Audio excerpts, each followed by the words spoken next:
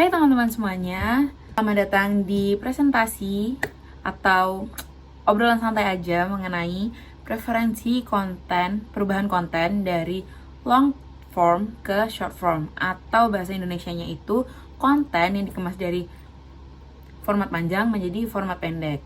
Nah, pembahasan kali ini tuh cukup menarik karena ya ini tuh menjadi hal yang dekat dengan kita, kemudian juga pembahasannya akan panjang. Jadi sebelum menuju ke pembahasan yang lebih panjang, yang lebih lengkap dan lebih rinci, serta lebih analitis, mari aku bakalan perkenalan dulu ya. Sebelumnya adalah kenalin, aku Nadia Aurelia Santana Putri. Biasanya aku dipanggil Aurel dan aku pemilik NIM 153250156. Aku mahasiswa dari jurusan Ilmu Komunikasi kelas D. Kenapa sih aku ngambil topik ini? Ya karena menurut aku hal ini cukup relevan dengan kehidupan kita saat ini, yang dimana kita lebih sering nonton TikTok dan Reels Instagram daripada YouTube.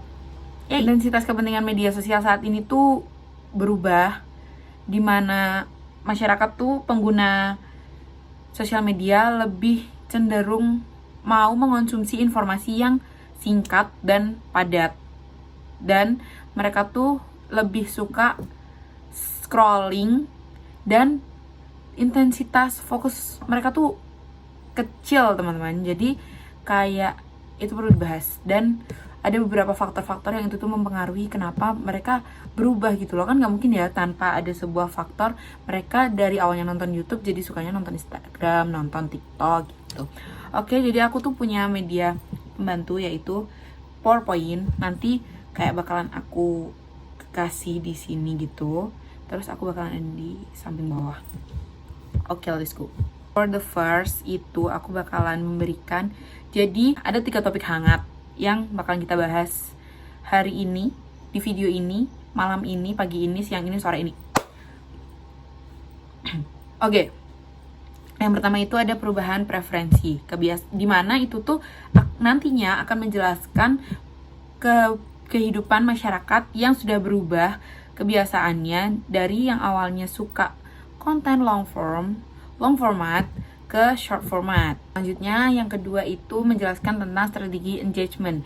Bagaimana caranya para content creator itu mampu engagementnya lebih tinggi, mendapatkan profit yang lebih tinggi, dan mendapatkan keuntungan yang lebih tinggi dari sebuah video. Terus yang selanjutnya mengenai algoritma versus kreativitas, mana yang lebih dipentingkan oleh content creator.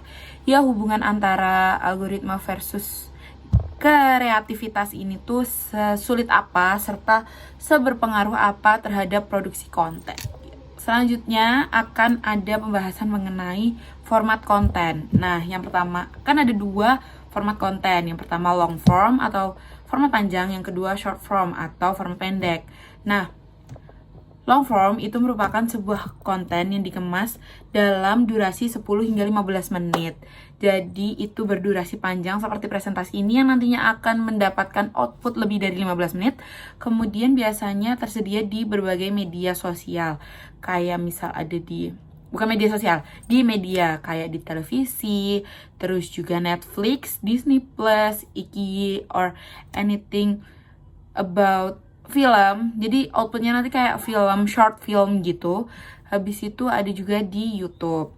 Terus biasanya di dalam video ini tuh akan menjelaskan berbagai hal yang mendalam, kayak misal presentasi ini, dimana kita bareng-bareng breakdown nih apa aja mengenai long form, short form, terus juga strategi engagement, kemudian juga mengenai algoritma dan kreativitas. Pokoknya di dalam satu video itu bisa ada satu pembahasan yang itu tuh nantinya dibahas secara terus-menerus, secara analitis, dan secara mendalam sekali. Kemudian dalam satu video itu juga bisa memiliki satu pokok bahasan tapi menggunakan sub-sub bahasan yang banyak gitu.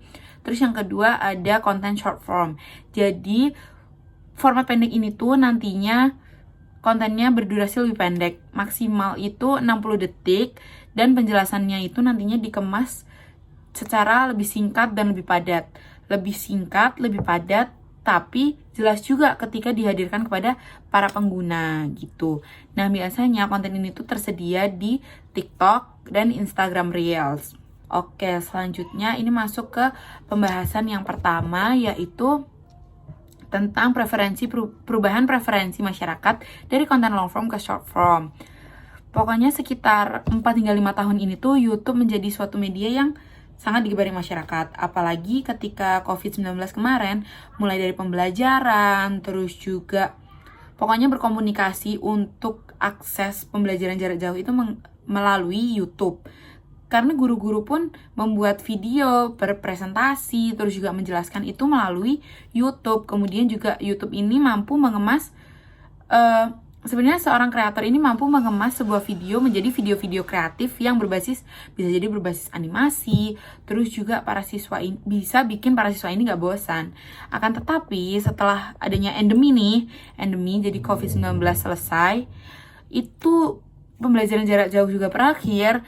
Nah, itu tuh mulai terjadi perubahan-perubahan yang cukup signifikan, di mana pengguna YouTube menurun dan para pengguna media sosial ini lebih menyukai konten berdurasi 1 hingga 60 detik. Jadi kayak konten yang menggunakan format 10 hingga 15 menit itu membosankan. Nah, kenapa sih perubahan ini tuh dipengaruhi oleh apa?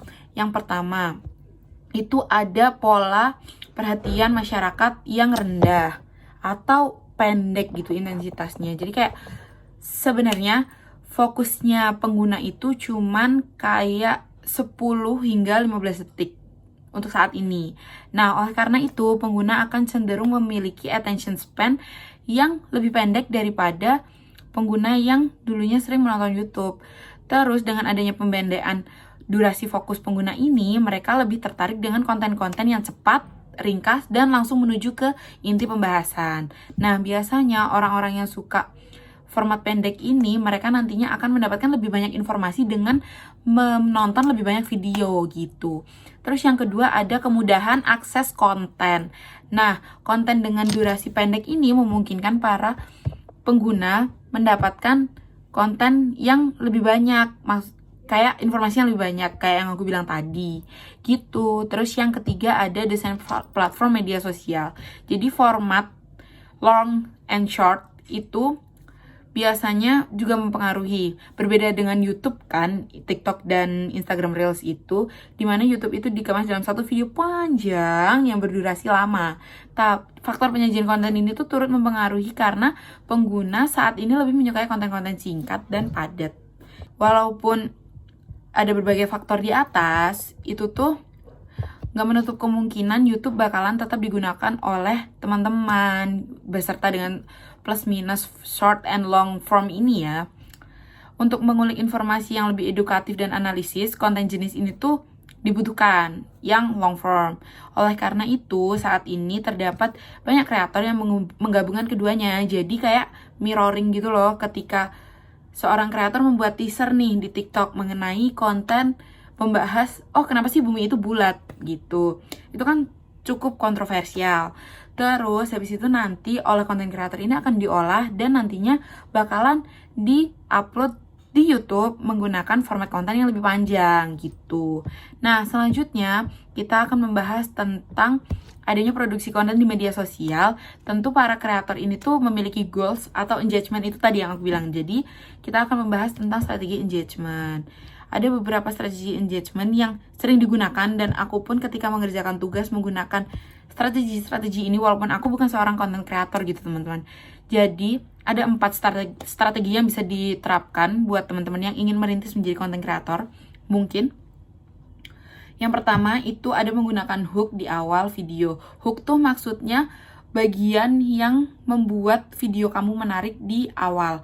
Itu sekitar 3 detik pertama dan mampu menentukan ketertarikan audiens terhadap suatu konten. Nah, hook ini mampu mempengaruhi audiens seperti kata-kata yang kontroversial, terus clickbait, habis itu visual yang mencuri perhatian. Jadi kayak hal apapun yang mampu menarik perhatian penonton gitu. Terus yang kedua ada trend analysis. Mulai dari tren, trend sound, trend challenge, atau juga format video, terus juga perubahan siklus konten yang terus bergulir itu akan mempengaruhi konten-konten yang akan dibuat oleh teman-teman konten kreator.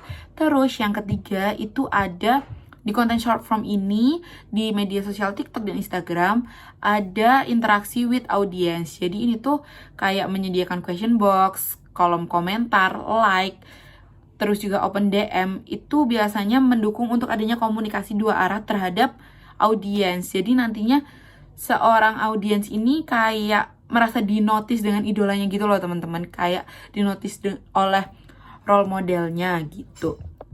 Jadi merasa mendapatkan atensi dari kreator tersebut. Terus yang terakhir ada konten konsistensi.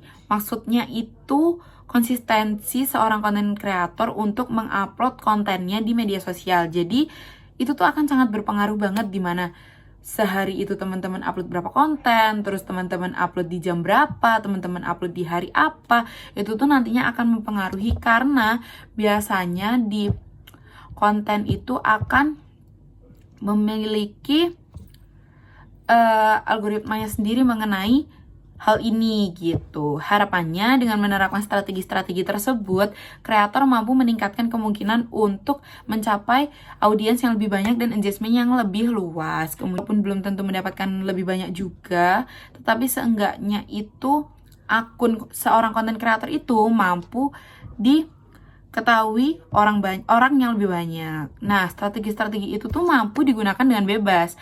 Tapi jangan lupa juga kalau misalnya di media sosial itu ada algoritma. Nah, ini merupakan subbahasan kita yang ketiga mengenai algoritma dan kreativitas. Kenapa sih ada algoritma? Karena dengan adanya algoritma tuh seolah menuntut kreator untuk mengikuti tren yang sedang viral gitu, teman-teman.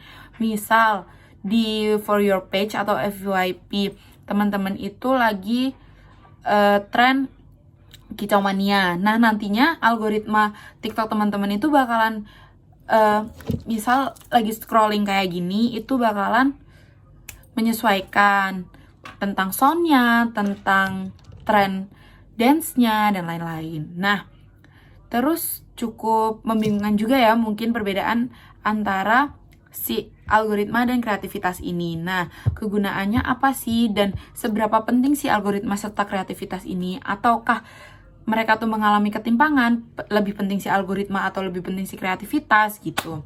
Nah, aku bakal jelasin mengenai algoritma tuh apa sih? Nah, algoritma tuh sebuah sistem yang mampu mengatur kemunculan konten di suatu media sosial.